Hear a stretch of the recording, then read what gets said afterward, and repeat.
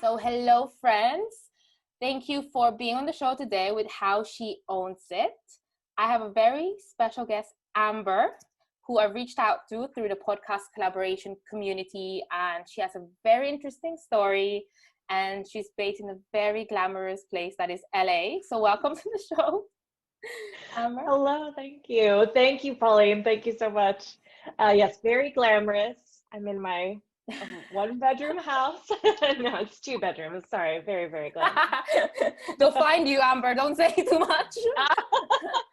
So, Amber, I always like my guests to introduce themselves because I feel like all the women that owns it in my podcast, I can't give their bio enough justice. So can you tell our listeners what your journey has been so far and what's kind of like your zone of expertise, your zone of genius?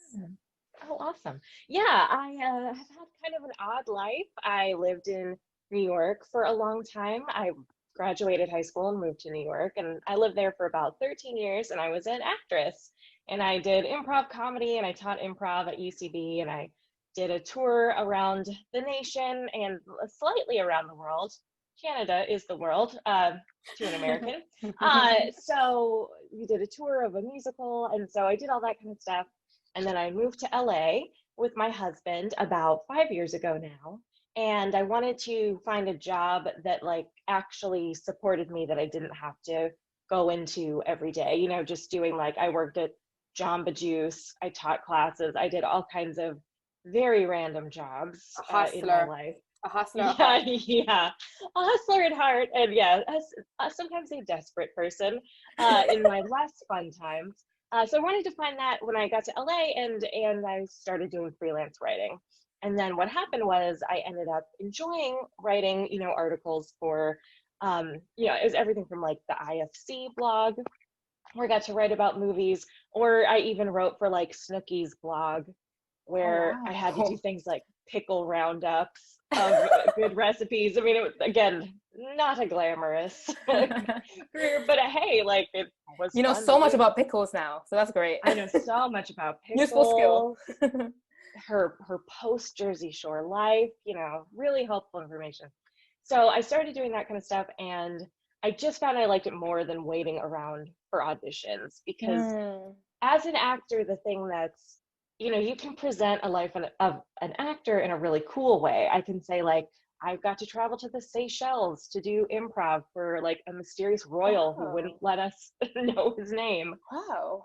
So that's like, oh my gosh, how cool. But then it's also like, yeah, I also waited around every day, not sure if I could even like cut or color my hair because I wouldn't match my headshots, and no one's called me, but I can't start another job because you'd have to give your job up because it's like, there's a feast and famine is what we freelancers know that as. Absolutely. Yeah. And there's a lot more famine than feasting quite often in that world. So that's why I transitioned more into freelance writing and do copywriting. And now I'm helping other actors get out of the cycle of just settling for such horrible jobs while they pursue their career. Because a lot of people I've met feel like they just don't know what to do. You know, they're like, oh, all I know is how to do is like wait tables or like act.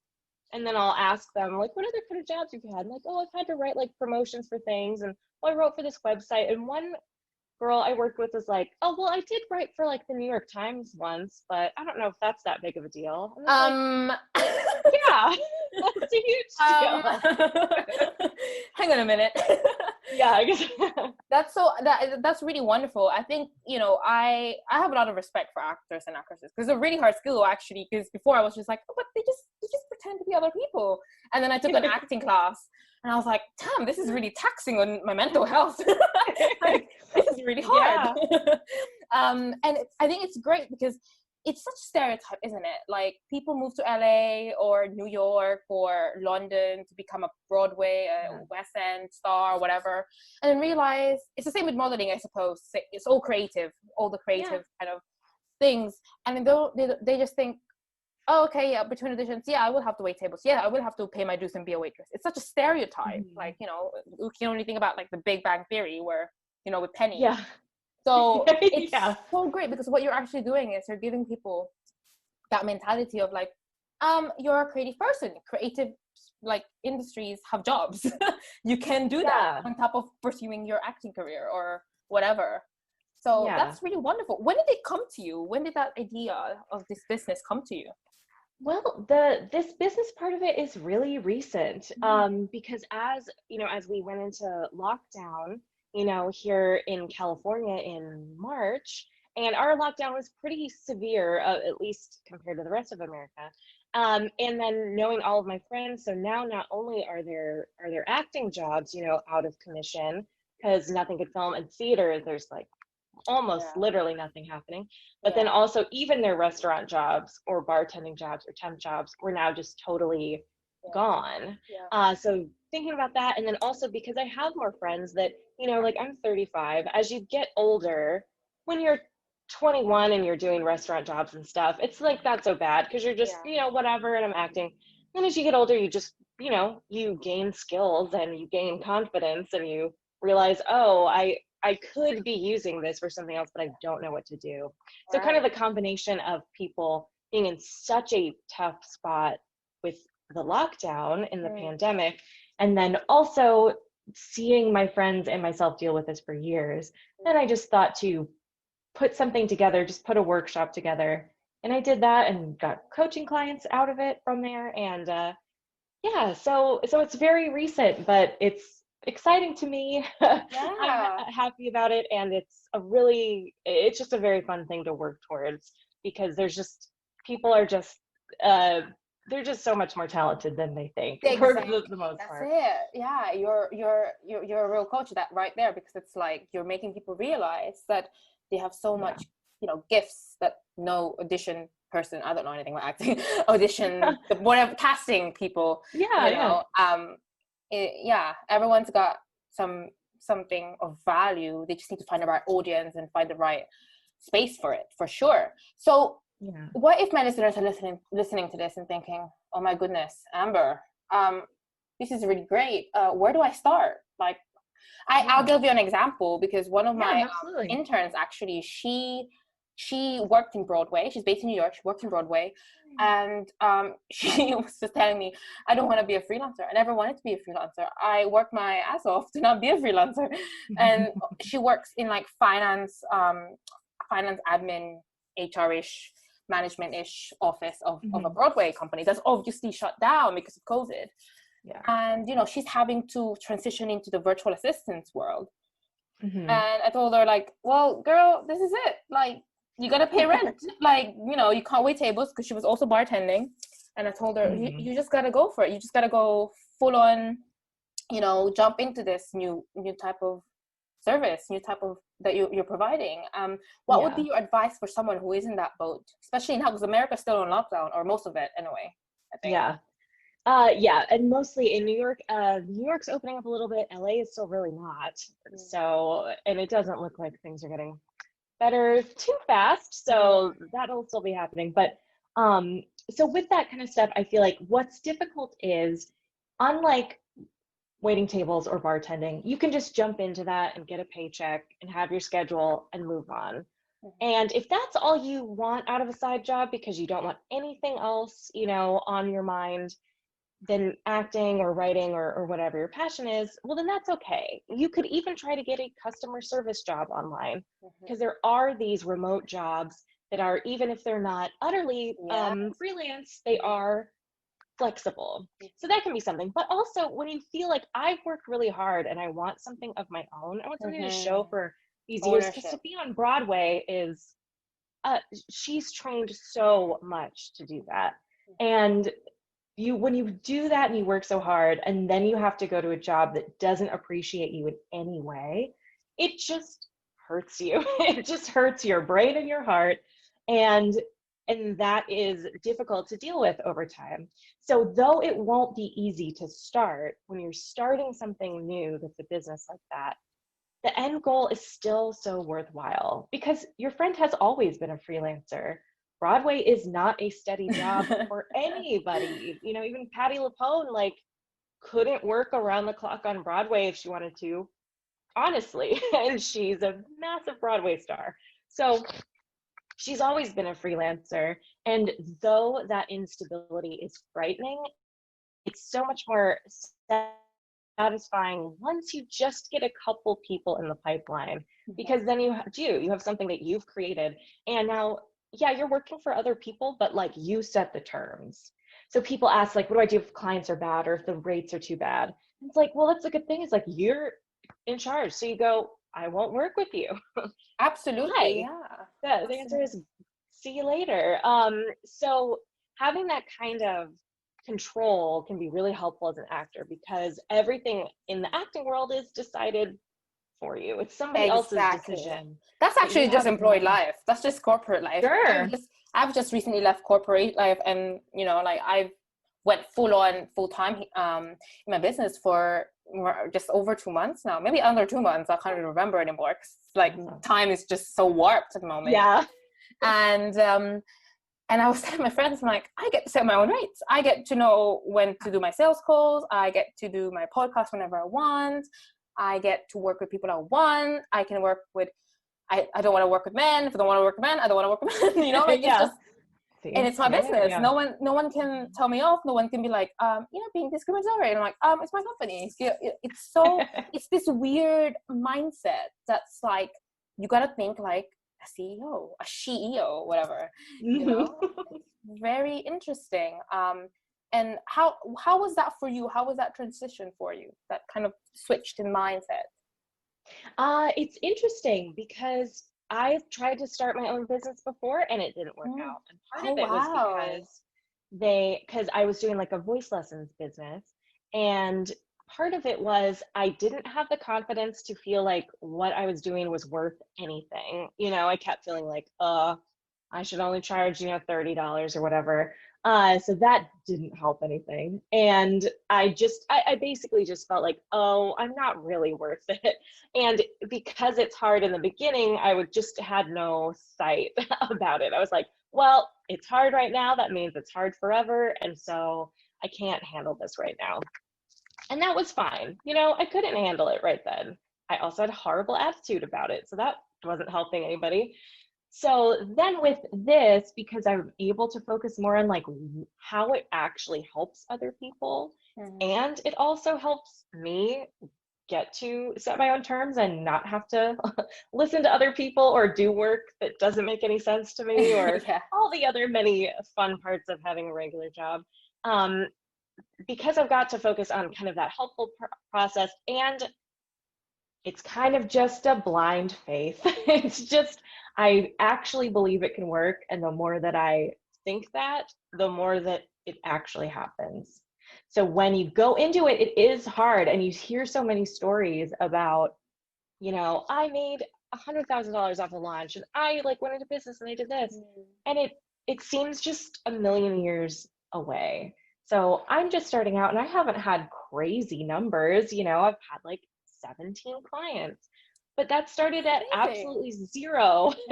And even that one or two yeses can change your whole mind about it. Absolutely, yeah. And I think that's the whole ethos. This is the reason that I started this podcast, is because I do want to meet people that have, 6 or 7 figures. Oh, of course. But I also want to meet people who are just starting out.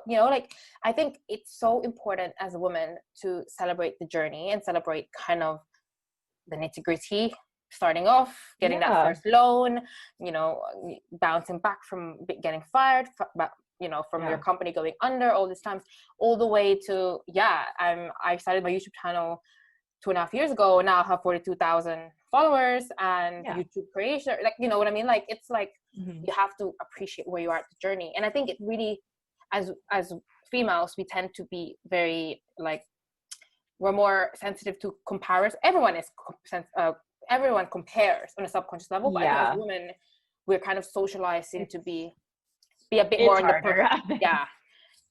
So it's like, for me, I'm really, really massive on female empowerment and like women helping other women, which is why the whole tagline of this podcast is business wisdom from woman to woman. So so that's wonderful, and it's so great that you're starting out and you went from like 0 to 17 clients.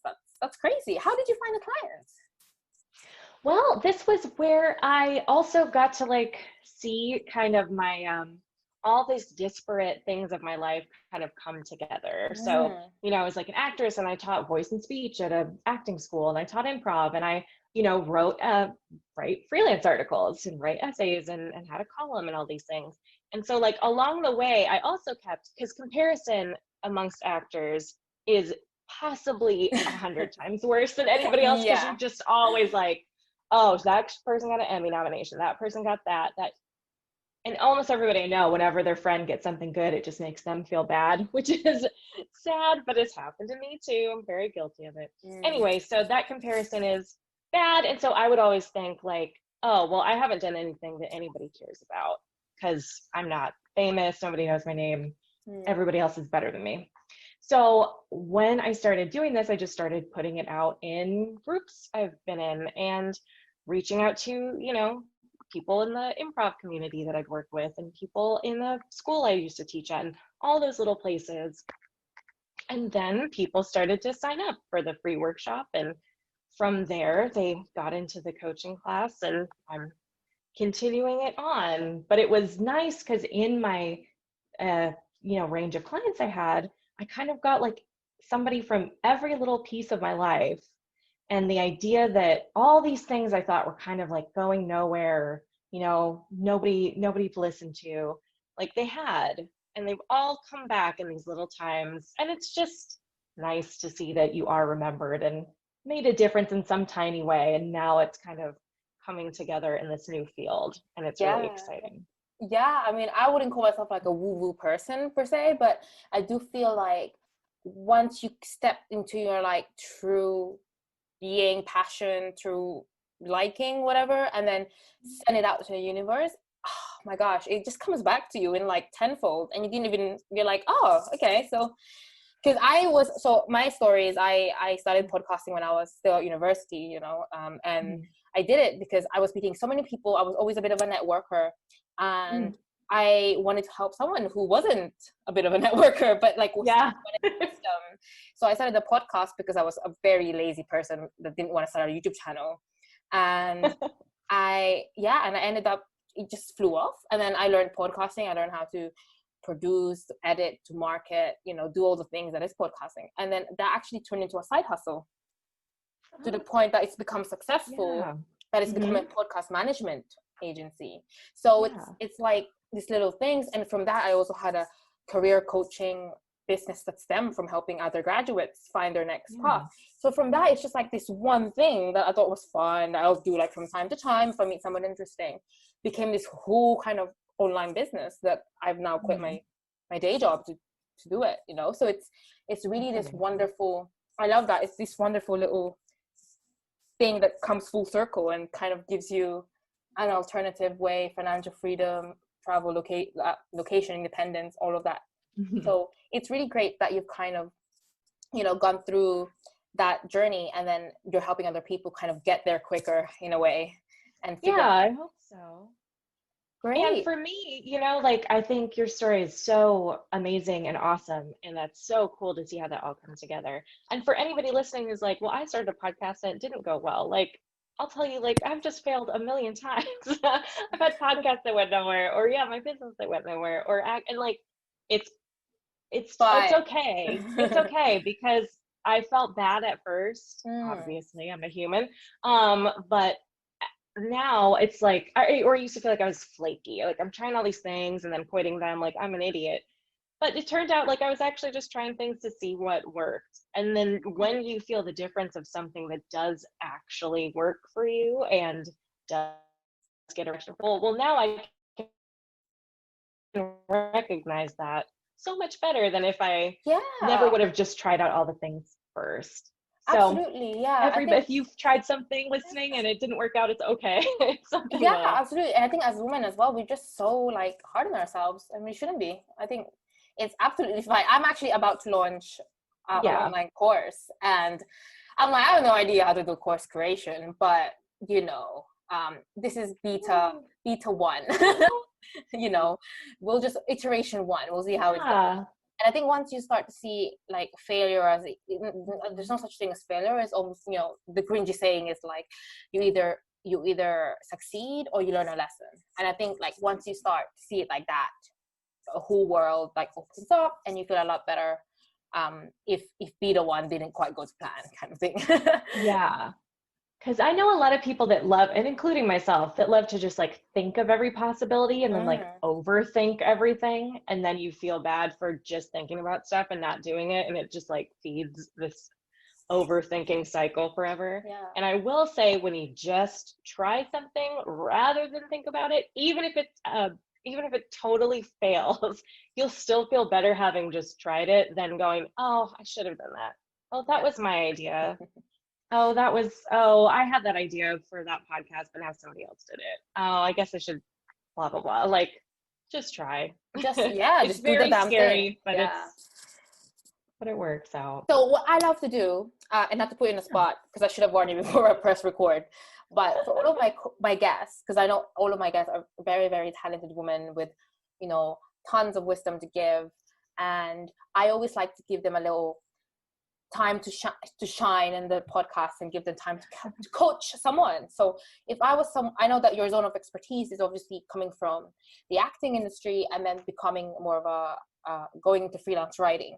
So what if I was if I was a potential lead, for example, and you know, I wanted to get into freelance writing, whether that be doing PR or pitching for other clients or just a VA that wanted to do copywriting or whatever, what would you advise me on? Like, how would you help me get to a stable income?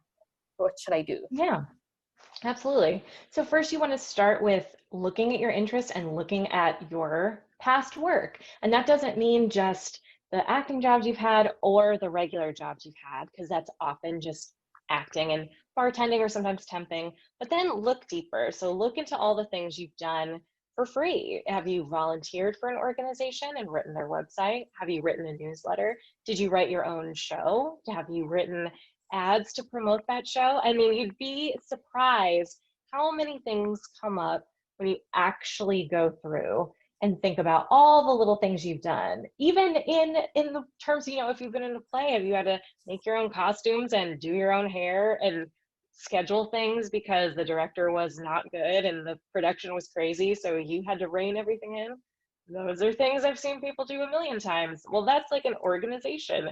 That's scheduling, that's planning. Those are all skills you could put in a cover letter and include in pieces of your resume if you wanted to have a job that was more like a VA that does help other people get organized from a disorganized place.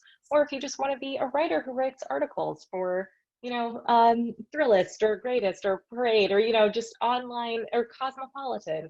You know, using your own experience and telling your story can be a great way to get started in publishing those pieces. And you can do it by just pitching an editor, even if they don't know you at all. You know, you can just reach out and pitch them. And especially if you have an essay that's like 1,000 words long or a little bit less, you can pitch that essay to a place and they will sometimes take it.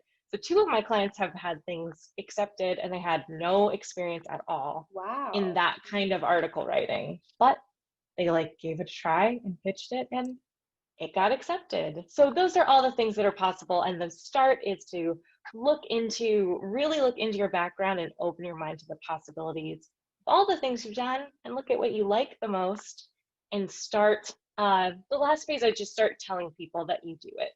So just say like, oh yeah, I'm a writer and I'm getting into writing online, or I'm a VA and I'm getting into finding more clients. Just say it. And then people will start to remember, oh yeah, Colleen's a VA. She's starting a VA thing. Oh, I know somebody who needs that.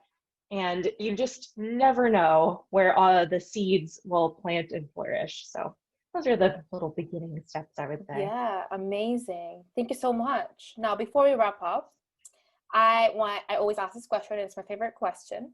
What has been your proudest moment so far? Let's see. Well, it's again very recent, but it was super exciting I did my free workshop and it was the 3rd time I did it. And the first 2 times I got like 1 person from one, and then I got 4 people from another. Then I did the workshop again. And for some reason right afterwards, I was like, I don't think anybody's going to get coaching this time. Oh, well, I'll do better next time. And I like sat down, and then, somebody bought one. Oh, that's awesome. And then another person bought one. Oh, that's neat. And then 12 people bought one off of that one seminar out of like the 50 people that showed up. And it was just super exciting. And it was a good lesson that it's so easy to undercut yourself and assume you didn't do a good job. I'm programmed that way and fighting it all the time. But it's just delightful when you know that you are communicating your own story and your own expertise, and that people recognize that and want help was just totally great. And it just like so surpassed my expectations. I was shocked. And is it like the biggest number in the world? No, it's not it's not the biggest number in the world. But for me, it's incredible. Yeah. So that was my very proud moment. And it's again a small beginning thing, but I had to get ice cream. Yay! What kind of ice cream did you get? I went to a place and got kind of a blend of Reese's peanut butter cups. Oh my God, I love peanut butter. Oh, that's amazing. You probably have the best ice cream rather, because England is cold for me. I'm in the Northeast at the moment. Oh yeah. So I'm very jealous. Well, thank you so much for your time. It's been so lovely hearing about your journey, and I'm sure that you're doing more exciting things. And we'll add you to the Podcast Insiders group on Facebook as well, so you can meet other people who I'm pretty sure might be interested in your services. And where can people find you?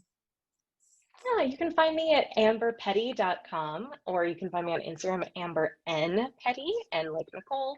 And I also have a freebie if you want it. It's a guide to side jobs that aren't soul sucking. So you can find that there too, which is just a free thing if you are just interested, even in like types of remote jobs that are out there right now. Yeah. So yeah, you guys are welcome to pick that up if you want. Absolutely. We'll include everything on the show notes. So thank you so much, Amber. Thank you for being on the show. Yay, thank you. Thank you so much.